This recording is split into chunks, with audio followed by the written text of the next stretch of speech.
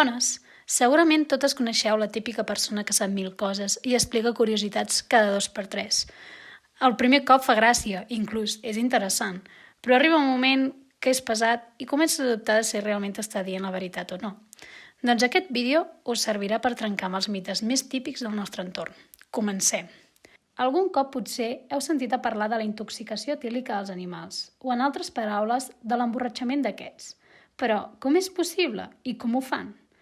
L'alcohol prové de la fermentació anaeròbica de llevats, bactèries i microorganismes, els quals s'alimenten a partir de sucres i alliberen com a residus radicals d'alcohol i diòxid de carboni. A partir d'aquí, doncs, trobem que animals com elefants, papallones i aus, que s'alimenten de nèctars de flors i fruits madurs, presenten elevades quantitats de sucre i d'alcohols, els quals els hi dona aquesta sensació d'embriadesa. Però no us penseu que és com ho fem nosaltres o com tenim representat a la nostra ment, sinó que al tractar-se de quantitats baixes i sense estar destil·lat, només els hi dona símptomes com relaxació, badalls, son i coquetejament. Increïble, no? Parlant d'alcohol i de calidesa. Des de l'antiguitat, l'ús de begudes alcohòliques es destinava a aquelles persones que havien d'estar llargues jornades sota temperatures molt fredes, per tal que les poguessin suportar. Però la realitat és completament diferent. L'alcohol és una substància vasodilatadora estupenda.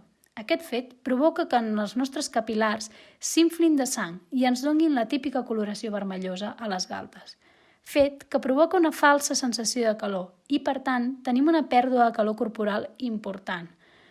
Això fa que a la llarga la sensació de fred s'accentui més que a l'inici. Llavors, si mai et trobes en una sensació de molt de fred, millor abriga't bé, pren-te un caldo calent i oblida't de les begudes alcohòliques. Continuem amb més mites. Tant parlar de begudes i fruits m'ha entrat una mica de gana. Coneixeu el tomàquet? Sabríeu dir-me exactament què és? No, no és una hortalissa, com molta gent es pensa o com has arribat a pensar. El tomàquet és un fruit. Sí, com sents, un fruit com una poma. Els fruits es caracteritzen per provenir d'una flor fecundada, i en canvi una hortalissa seria aquella part de vegetal comestible. Doncs exactament això. El tomàquet prové d'unes petites flors grogues moníssimes, que al fecundar-se generen el fruit verd i al madurar el converteix en vermell.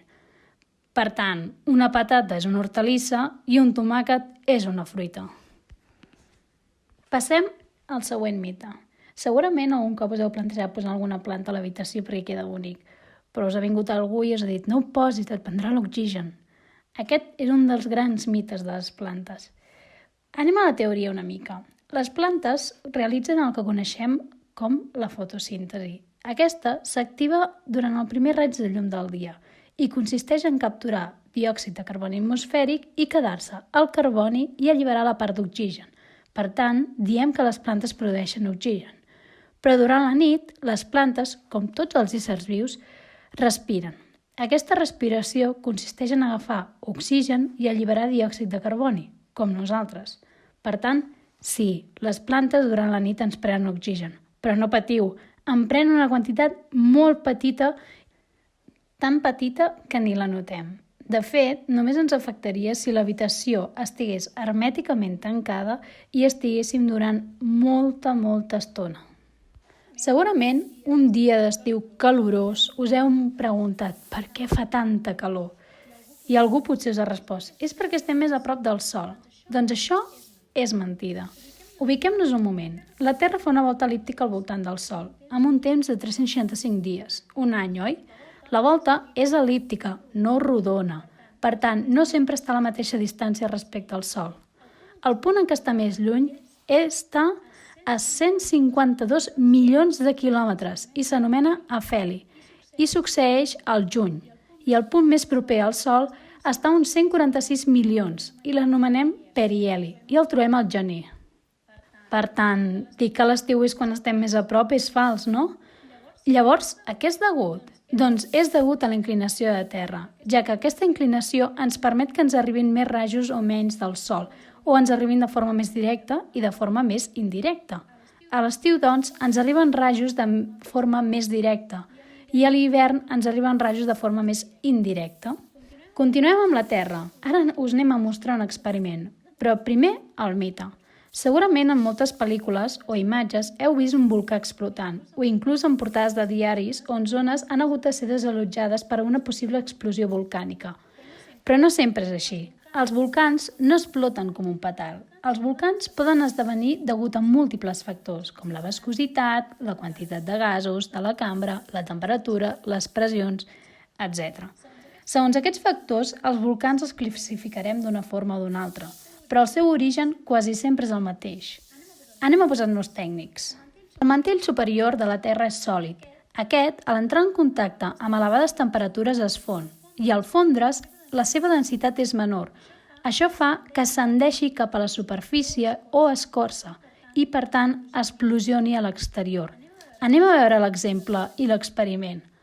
La nostra cera vermella, d'espelma, representa la part més interna del mantell superior i la nostra sorra de platja representa l'escorça terrestre i l'aigua freda la part més externa d'aquesta escorça. Quan la calentem, la cera es fon i al tenir una densitat més baixa ascendeix per la sorra i per l'aigua, com ho fan els volcans. Fàcil, oi? Següent mite. Segurament coneixeu aquest animal. No, no és un cavall, és un camell. Se sol creure que les seves gepes emmagatzemen aigua per tal de suportar els dies al desert sense aigua.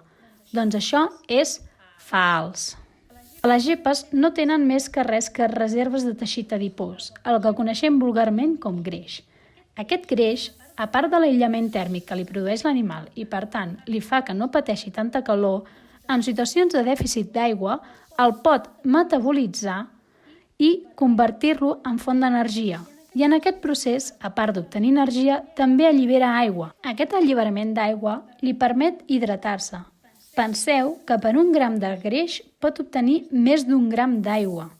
Heavy, Ja que parlem de calor i d'hidratar-se, a vosaltres a l'estiu, oi que us ve de gust moltes vegades un got ben fred d'aigua per tal de passar la set i la calor?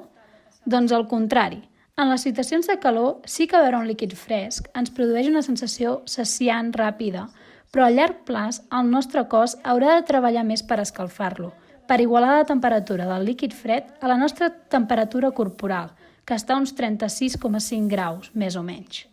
En aquest moment, la sensació de calor tornarà a nosaltres. Per tant, quan et trobes en una situació de calor, millor és mantenir-se ben hidratat i no pas apurar-nos i beure un got d'aigua fred. Ja que estem en un ambient estiuenc, anem a parlar d'un altre mite. A qui no li han dit després de dinar «T'has d'esperar 2 hores per tornar-te a banyar a la piscina»? Això és un altre mite. Els talls de digestió es produeixen degut a forts canvis de temperatura en el nostre cos, especialment després de menjar. Quan hem acabat de menjar, per tal d'evitar un tall de digestió, hem d'evitar aquests contrastos tèrmics. De fet, podries tenir un tall de digestió si et beguessis un got d'aigua molt fred just després de dinar. Llavors, el millor serà que si et vols banyar després de dinar, entra a poc a l'aigua, que no et passarà res i et podràs banyar tranquil.